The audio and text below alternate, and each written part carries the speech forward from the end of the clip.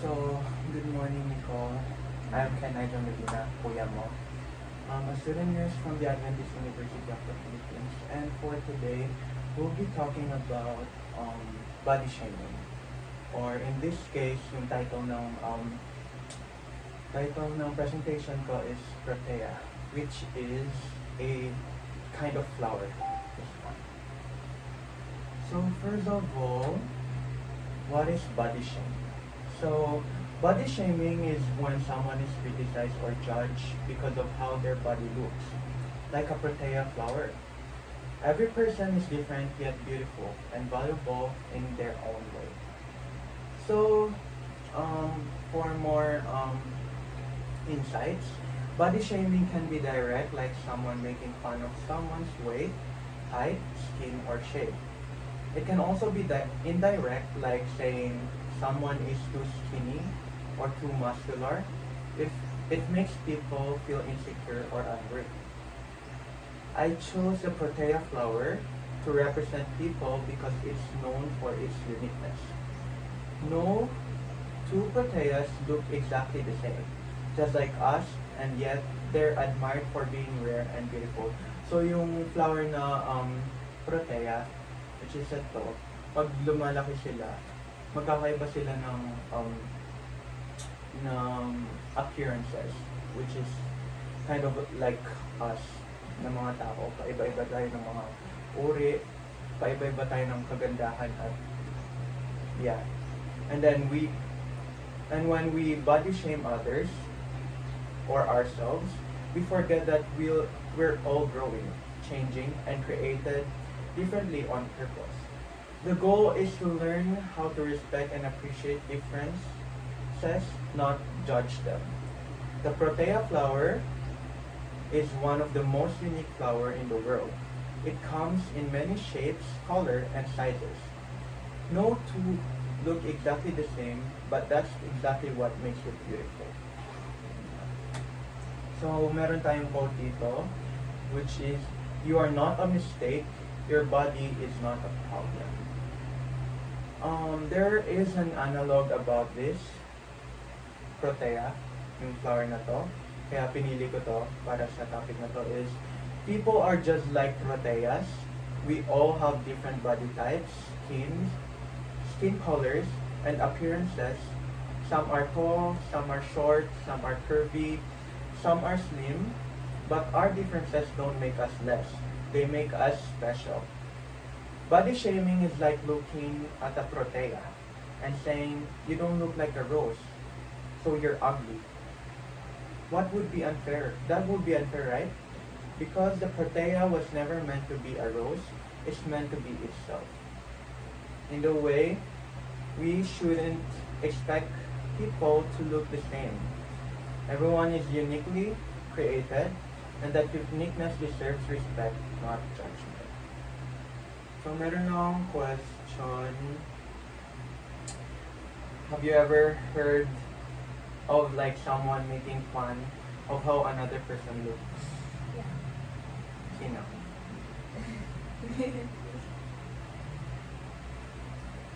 Who? Yeah, sino? Ikaw. Okay.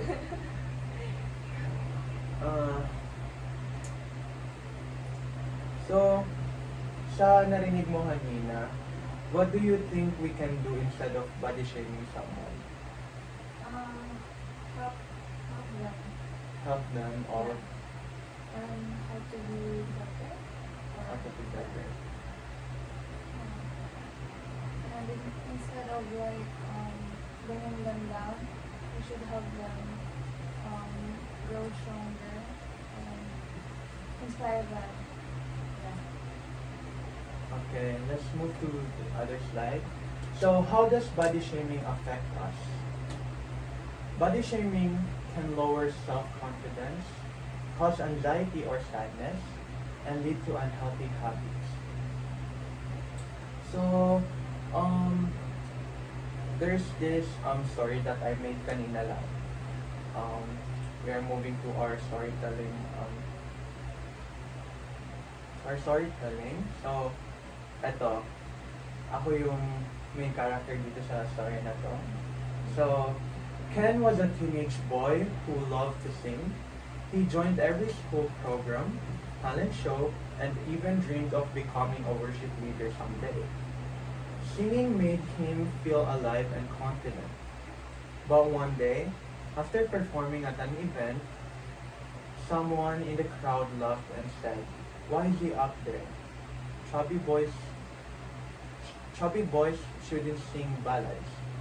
Ken pretended he didn't hear it, but inside, those words hurt deeply. From that day on, he started singing less. He turned down invitations to perform. He began avoiding food at lunch because he thought losing weight might make people accept him more. The same boy who used to sing with joy now kept silent. Not because he lost his voice, but because someone's words made him doubt his worth. That's the power of body shaming. It doesn't just affect how people look at themselves. It can steal their passions, their confidence, and their dreams. So we must choose words that build up, not tear them down. So meron tayo dito questions ulit. Quick question lang.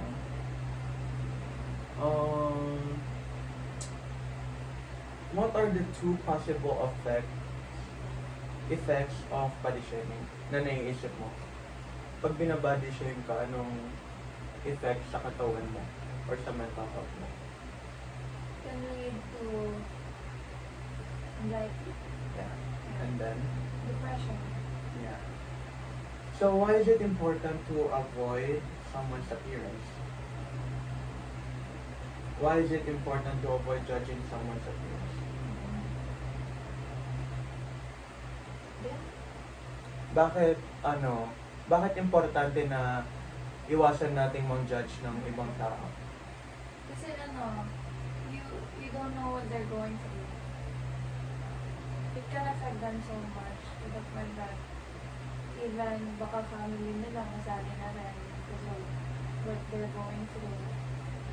Baka mamaya, meron pa iba dyan na they're thinking of suicides because of how you treat them. You'll be funny for other people, but then it's not. So how would you help a friend who's been body shamed? Yeah, as I said earlier, like inspire them and help them to maybe lose weight. So, what drives our eating habits? Eating habits. Sometimes we eat because of emotions, not hunger. Feeling sad, bored, or stressed can lead to emotional eating. Being aware is the first step to making healthy choices and blooming like a protea. So, have you ever eaten snacks not because you were hungry, but because you were bored, sad, or stressed? Yeah, most of the time, especially anxieties. So that's called emotional eating. Sometimes food becomes a way to comfort ourselves, especially when we don't know how to handle strong feelings.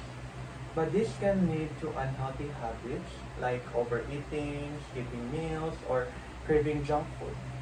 Just like a protea flower, we can bloom even in tough conditions, but only if we take care of our bodies and emotions. Recognizing why we eat is the first step. When we know our triggers, we can choose better responses. So, dito sa topic na to, kung paano natin, how it affects our eating habit. Meron akong pa-activity sa'yo.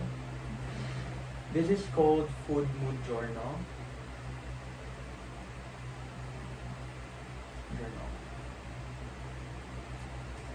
So in this activity, we will make a table, and then so dito sa first na column. We put the time. The middle one is what I ate. And then the third one, how I felt.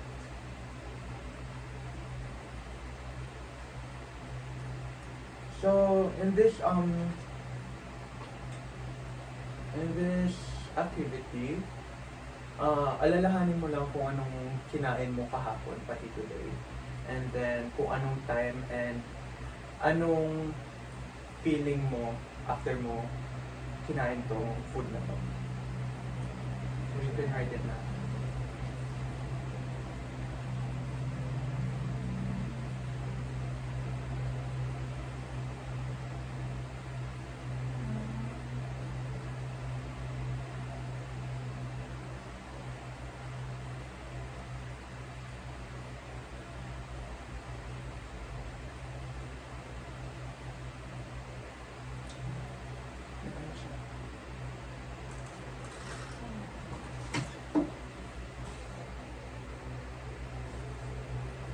Isa. No? Ilang minutes na? 11.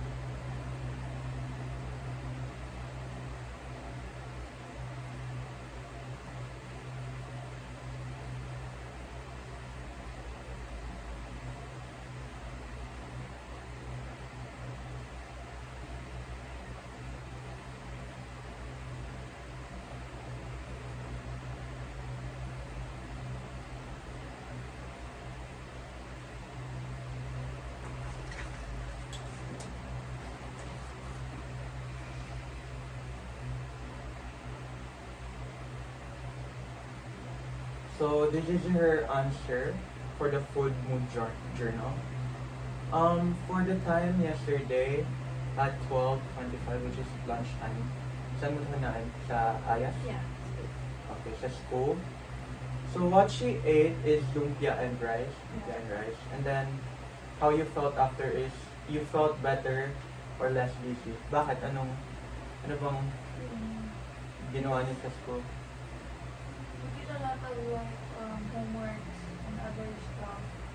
And then the whole time, I was just feeling down and busy, and I felt like I needed more sleep because I didn't really get sleep at night. I slept late.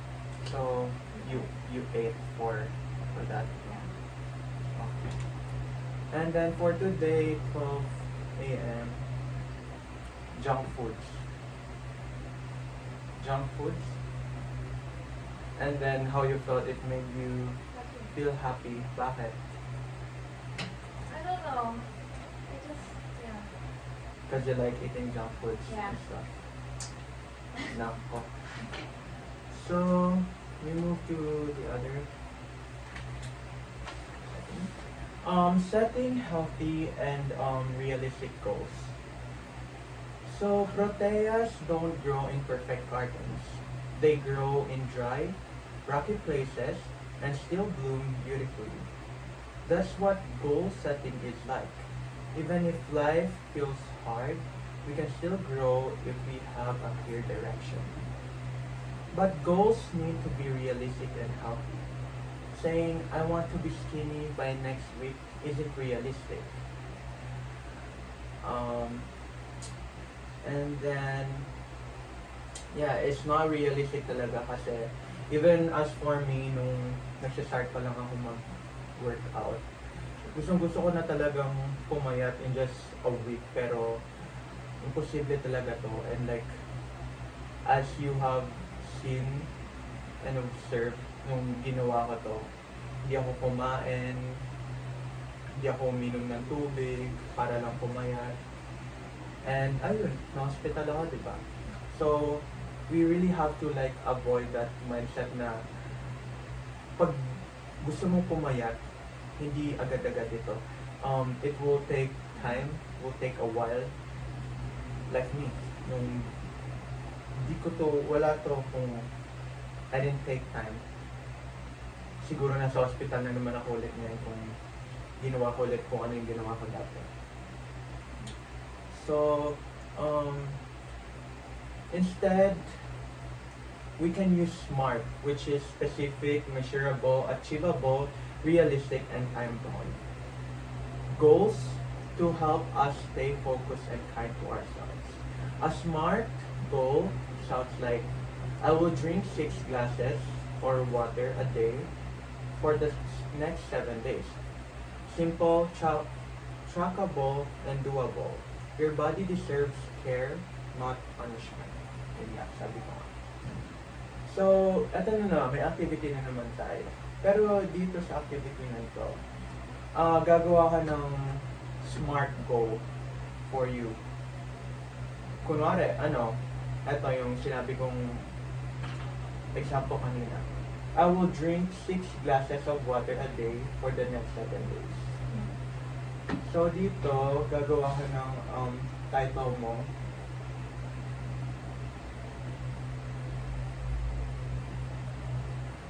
Tapos, number 1, my healthy goal is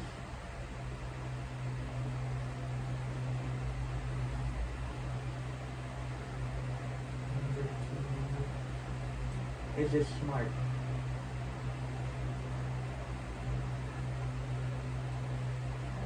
Specific.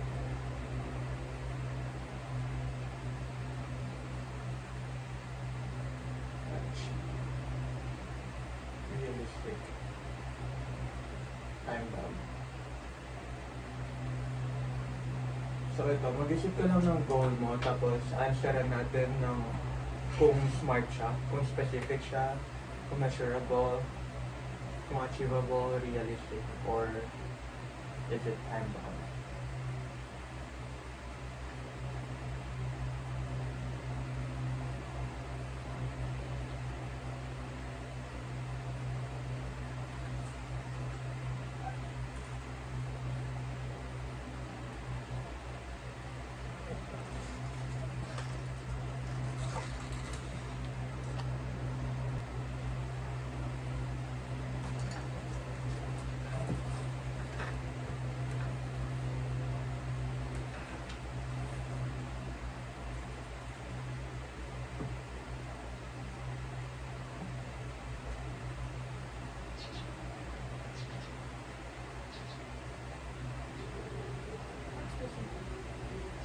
Kung specific, kung kunwari, yung goal mo, kakain ka ng ganito in a span of what? Or kung anong kakainin mo, iinumin mo, ilang. Just answer yes or no kung specific siya or no. Measurable. May measurement ba yung sinabi mo dyan? Kung ilang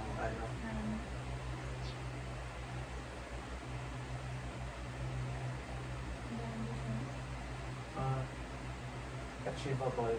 Kaya mo bang i-achieve? Realistic. And then,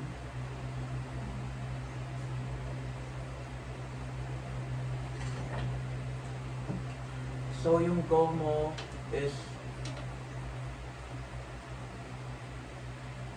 your goal is in 3 months to eat veggies and fruits.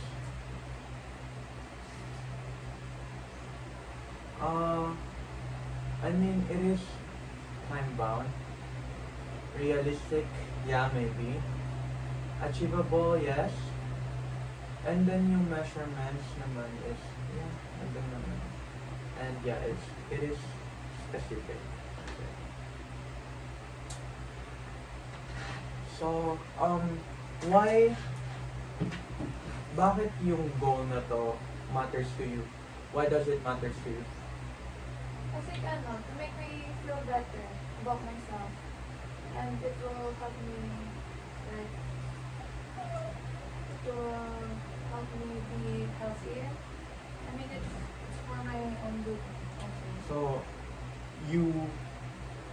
you set this goal just for you, right? Not for your friends, Yeah. For my mom. for your mom. Yeah. Kasi, She's worried. yeah, and I'm also worried. Yeah. So, Very worried. it's good na you're doing this not because of anybody else. You're doing this for your own good and for your happiness. And yeah, I would just really want to remind you na uh, um, everybody's perception about you doesn't really matter as long as you know your worth and um, you know that God is with you all throughout and He will never leave you nor forsake you. So, to just remind you na wag mo nang pansinin yung ibang tao. Just focus on yourself and your own happiness.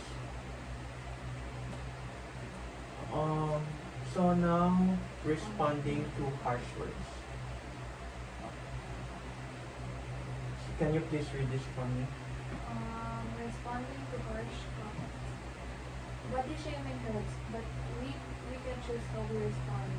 Like the protea that survives harsh weather, we build strength through positive coping.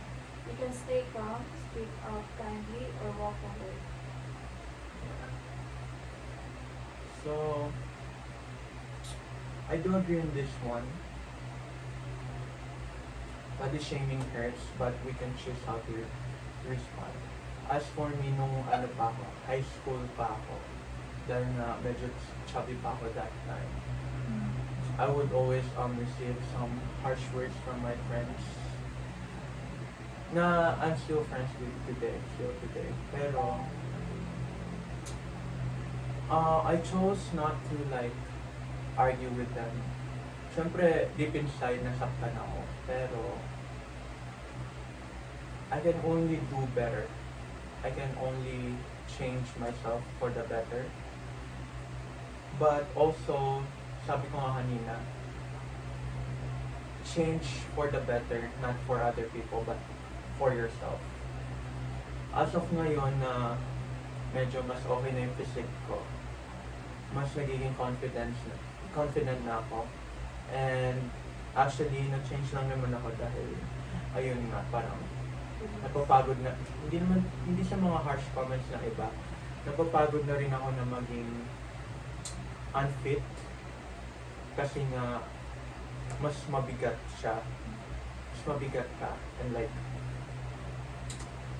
it really just gave me confidence that kasi nga kaya ko nang suotin yung mga damit na gusto kong suotin na hindi ko kayang masuot dati kasi of my body shape and hindi ko kasya.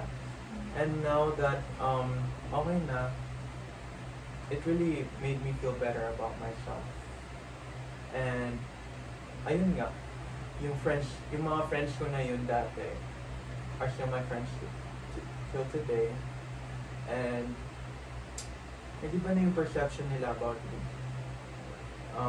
They would always comment sa mga pictures ko na, uy, ang gwapo, and something like that.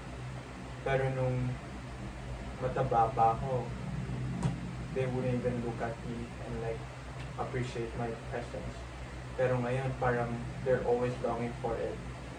So, ayun, just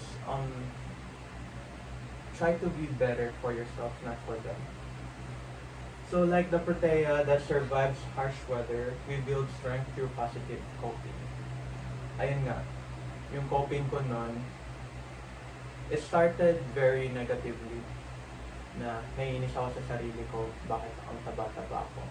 But then I realized na wala namang magagawa yung inis ko kung hindi ako mag-workout and everything.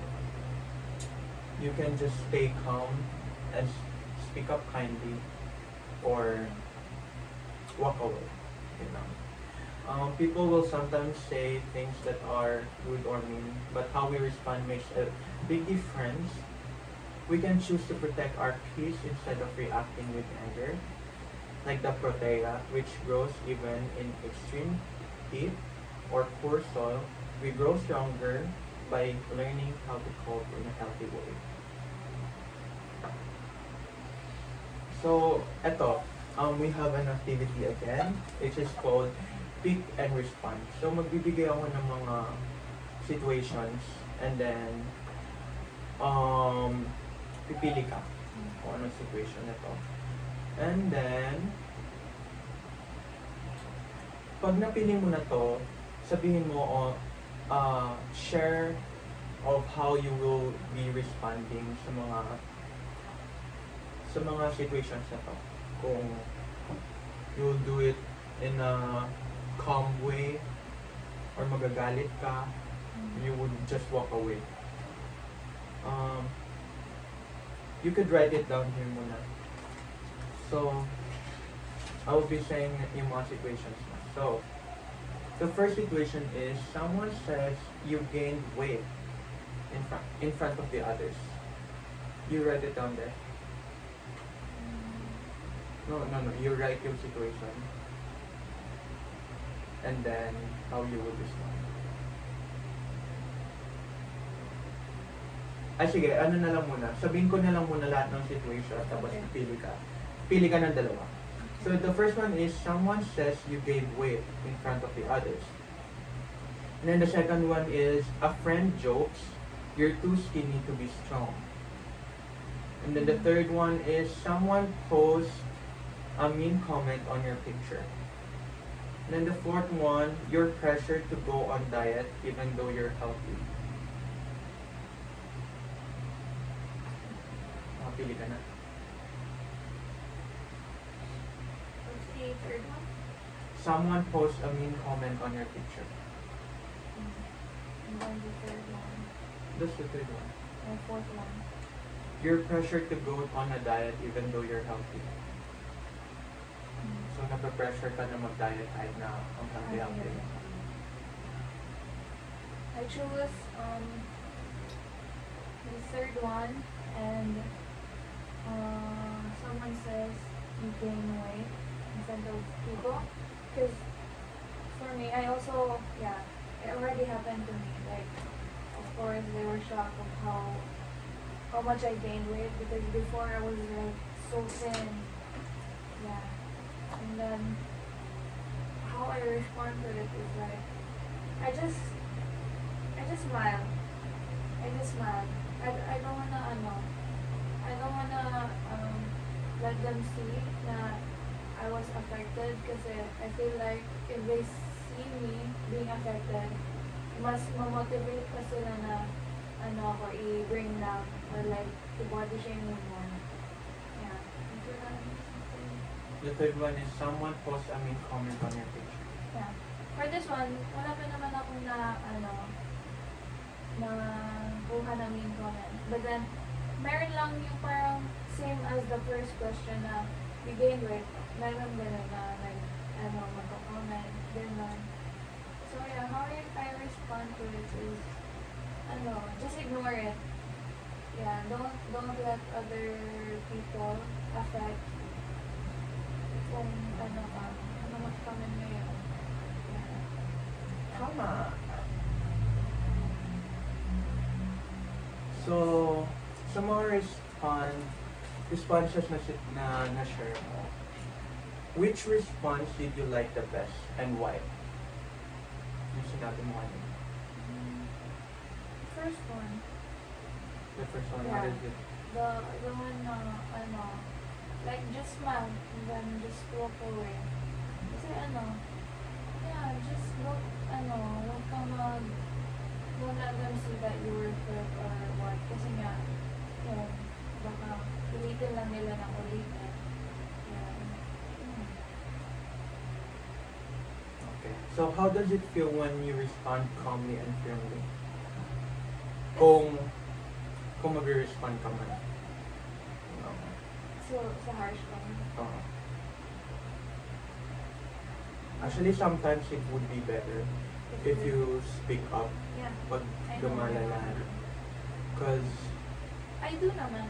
it will only get worse if you don't. Yeah. And sometimes it's better na to seek help from your teachers or from the old ones, or even with your friends now.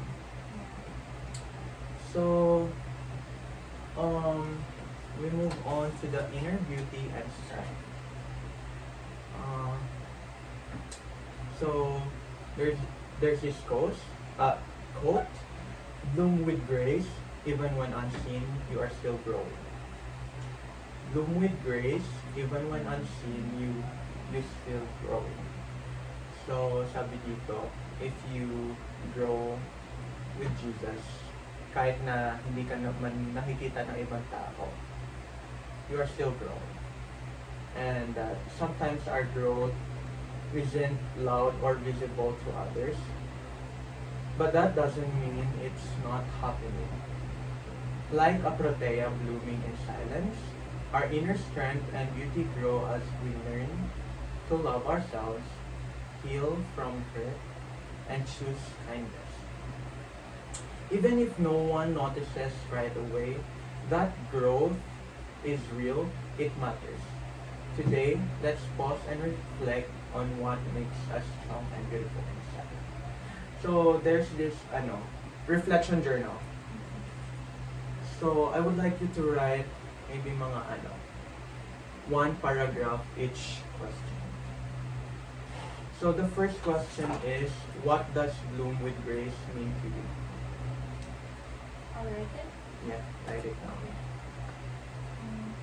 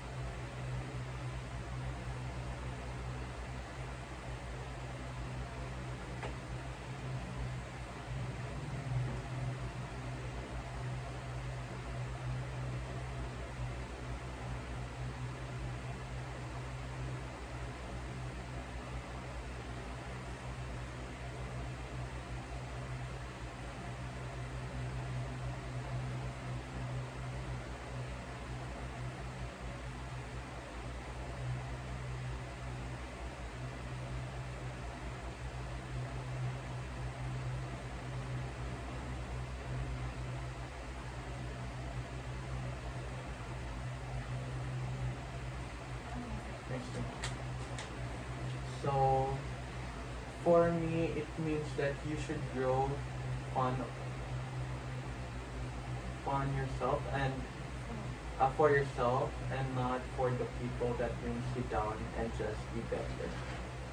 Yeah, tama. So, bloom with grace for your own good, for God. Bloom with grace. With God's guidance. And don't forget na you feel left unseen. Gaya nga ng sabi ko kanina, God will never leave you nor forsake you. So, if you feel lonely and such, just remember that God will always be there for you. And God will never leave you. His love is unconditional, and kahit na you commit mistakes, will still forgive you and will always be there for you. Second is, when was a time you stayed strong even when it is hard? Kahit na mahirap.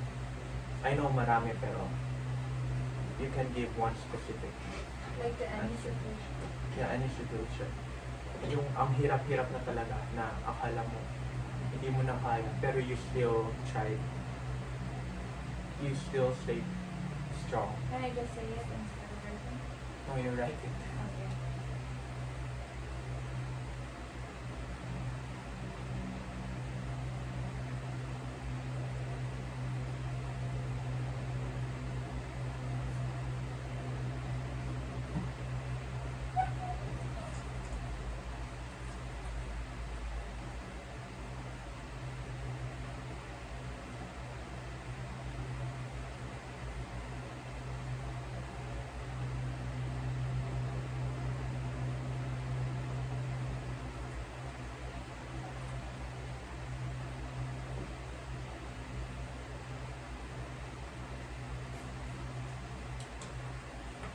when other people talks behind your back and still and tell stories that are not true. Hmm.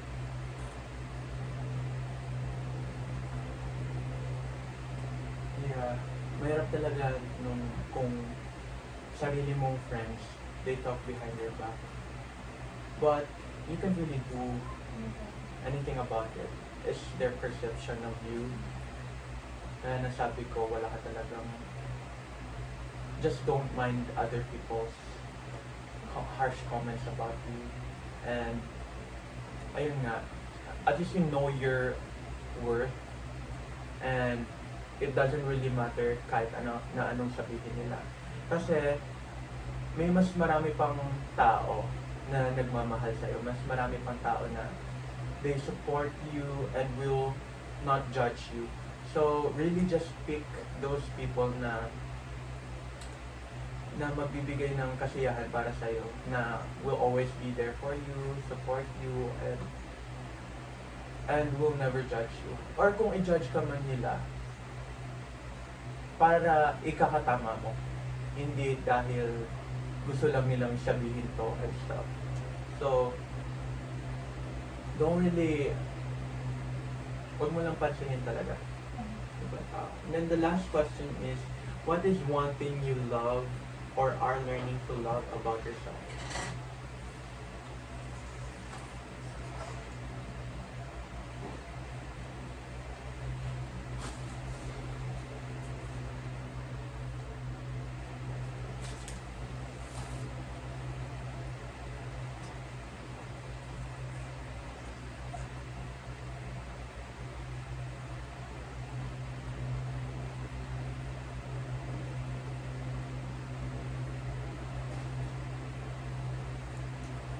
Maybe getting more and more closer with your family.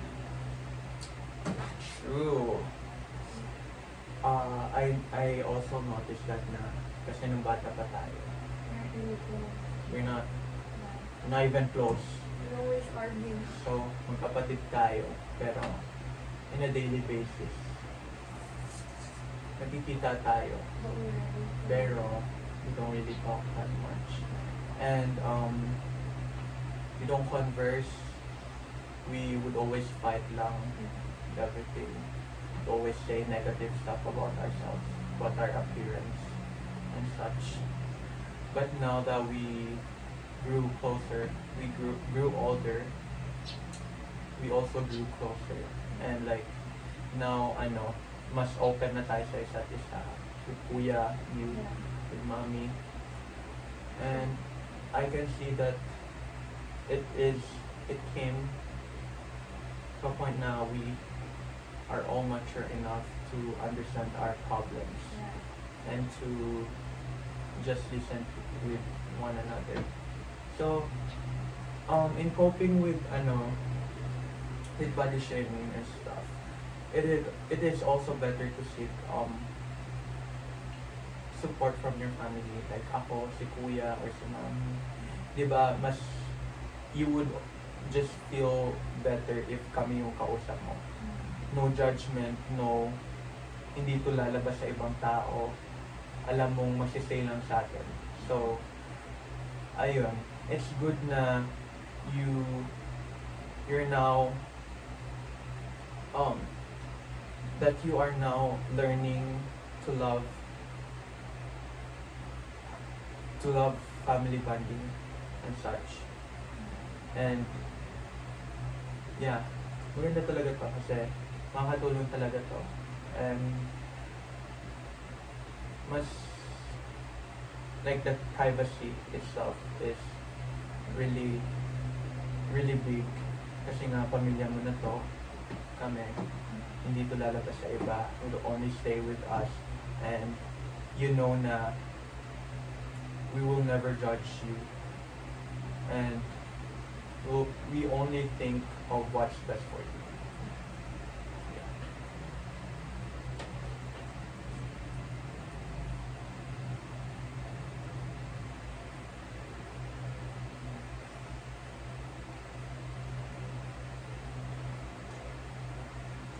So So, just like every protea flower is carefully created to survive and thrive in their own way, you too are wonderfully. Okay ka ba? Uh-uh. Okay, okay. So again, just like every protea flower is carefully created to survive and thrive in its own way. You two are wonderfully made by God. Your worth doesn't depend on your body shape, your looks, or the opinion of others. God designed you with love and purpose. Remember, you are already enough. You are already loved. Your true beauty shines from the inside through kindness, courage, and faith. So, yun na. Kahit na sa tingin mo, walang nag-appreciate sa'yo. And just everybody will just judge you. Everything. God, si God, He will never judge you. Kahit na gaano pa kamali yung sin na ginawa mo. He will never judge you. You seek forgiveness and He will forgive you. Now we move to this one. I am wonderfully made. There's this text, Bible text. I praise you because I am fearfully and wonderfully made. Psalms 139 verse 14. Pakibasa. Pakibasa. I praise you because I am fearfully and wonderfully made. Psalms 139 verse 14. So now we will have our reflection about everything.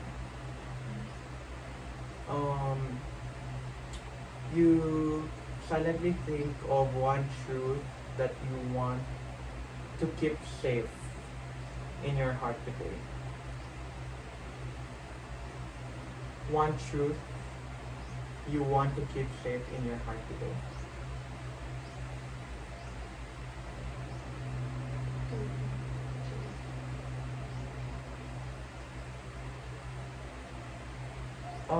Parang ano, kunwari, like this session, yung mga natutunan mo, you want to keep safe, or like, ano, yung madadala mo pagkatanda mo, kung ano natutunan mo dito. Kunwari, I am wonderfully made, my worth is not based on my looks, That one. God sees my true beauty. So you're right. Entitle it ano ba? My inner bloom.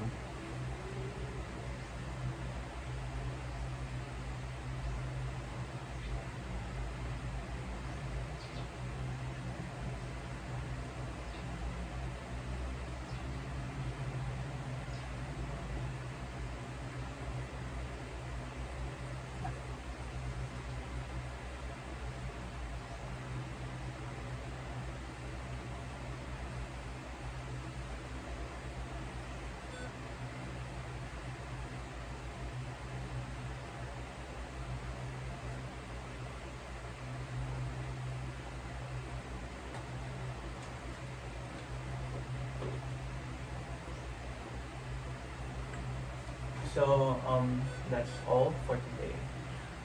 Thank you very much. And now we will proceed for our closing prayer. Let's pray. Lord Jesus, thank you for this wonderful day you've given us. Thank you for giving us the opportunity to gather here and learn wonderful life lessons. And for today, for Nicole, sir, Lord God, I pray that she may be able to have self-worth, and if she has any worries, Lord, may you touch her, guide her, remind her that you'll always be there for her and will never leave her, Lord. Thank you for everything, Lord. We pray that this lesson that we have received today may be in our heart um, and will stay as a lifelong journey for the both of us. And we thank you, Lord, for the lesson. Thank you for everything, Lord. Forgive us from our sins. In Jesus' name, amen. So, yun na. Thank you. So,